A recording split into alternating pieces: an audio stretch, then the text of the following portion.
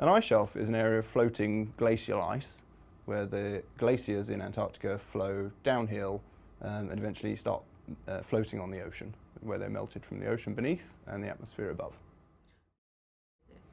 Larsen Sea ice shelf is on the Antarctic Peninsula. It's about 2.5 times the size of Wales.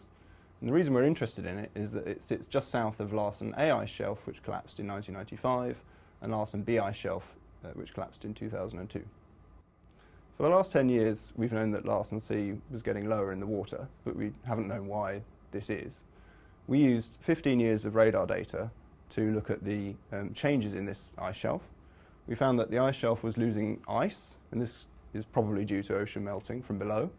And we also found the ice shelf is losing air from its snow, and this is probably due to atmospheric warming. So what we know now is that the ice shelf is subject to a two-pronged attack from above and below. The ice in an ice shelf is floating, so when it melts, it won't have a big impact on sea level rise.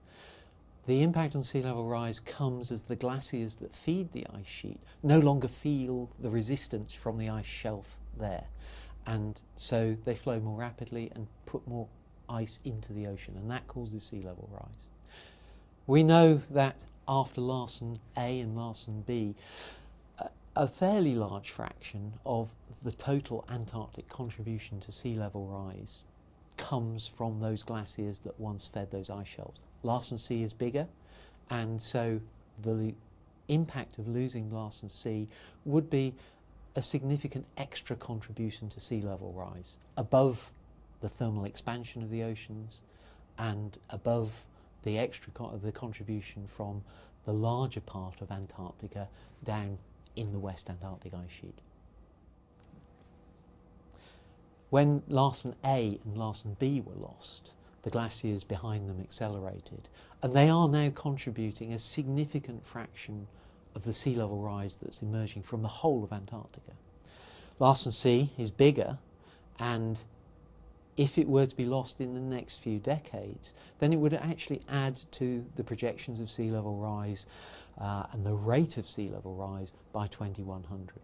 We expect that sea level rise around the world will be something in excess of 50 centimetres higher by 2100 than it is at present. And that will cause problems for coastal cities and low-lying cities. Understanding and counting up, adding up all of these small contributions from Larsen C and all of the glaciers around the world is very important if we're to project with confidence the rate of sea level rise into the future.